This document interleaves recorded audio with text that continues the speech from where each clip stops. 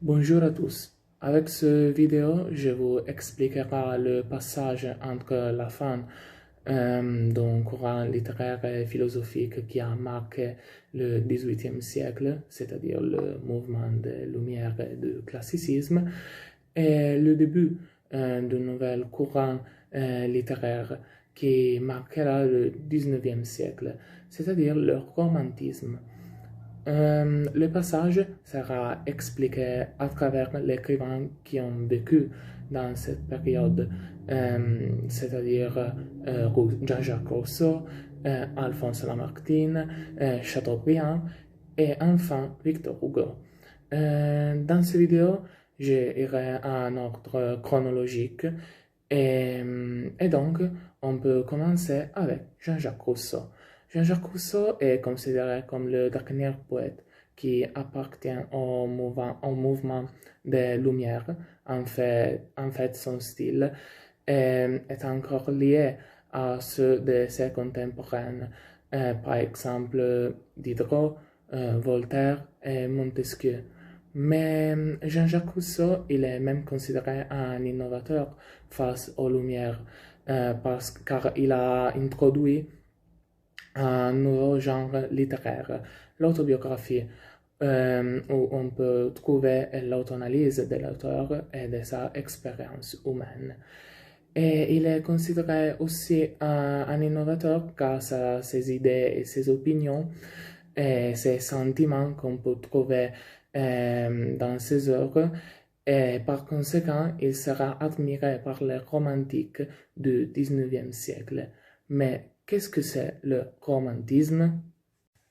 Et bon, comme j'ai dit avant, le romantisme est la nouvelle courant littéraire qui se développe au XIXe siècle. Et le romantisme se détache et s'oppose beaucoup aux idées des Lumières et de la période classique. En fait, le romantisme s'oppose à la valeur qu'on a attribuée à la raison pendant la période classique des Lumières. Ensuite, dans la période classique, l'homme était au centre de tout intérêt et les choses étaient racontées d'une façon impersonnelle, tandis que dans la période romantique, on donne beaucoup d'importance à la sensibilité et aux sentiments des hommes. Une autre caractéristique qui se détache du mouvement des Lumières est la nature. En fait, pour les Lumières, la nature était un ensemble de corps, tandis que pour les romantiques, la nature joue un rôle très important dans les œuvres et peut être vue en différentes façons par les auteurs. Et dans la période romantique, change aussi le modèle d'inspiration. En fait, dans la période des Lumières, le modèle d'inspiration était le monde antique de grec et latin, tandis que dans la période romantique, le nouveau modèle d'inspiration est le Moyen Âge. Le premier auteur qu'on analysera du romantisme est Chateaubriand. Chateaubriand, en fait, il est considéré comme le premier poète du mouvement romantique. Mais à différence de ses contemporains, il ne veut pas accepter l'inéluctabilité du progrès. En fait, il affirme que la force est avancée avec l'intelligence humaine.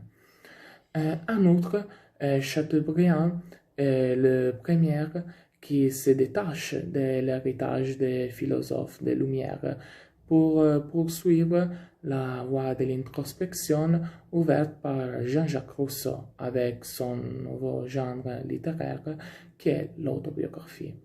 C'est lui qui suit Chateaubriand sur l'axe du temps et Alphonse Lamartine. Alphonse Lamartine n'était pas seulement un poète et un historien du romantisme, En fait, dans sa vie, il a essayé d'entreprendre la carrière diplomatique. Il était soutenu par le milieu ecclésiastique. En fait, ses idées et ses opinions étaient proches à celles du catholicisme social. Son œuvre la plus importante est Méditation poétique, dans laquelle le poète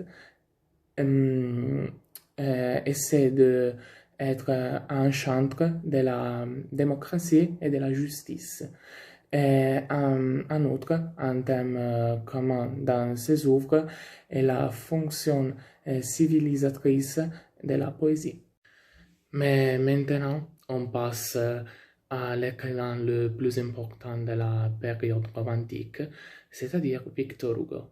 Victor Hugo n'est pas seulement le poète le plus célèbre de la période romantique, mais il est aussi un des poètes les plus célèbres de la littérature française.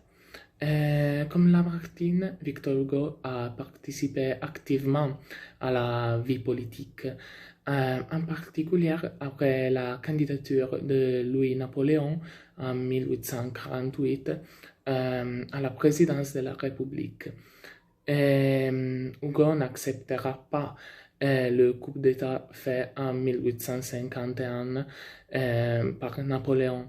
Et donc, il décide d'émigrer de la France jusqu'à arriver à Guernsey, en des îles anglo-normandes, où il passera 15 ans de sa vie, de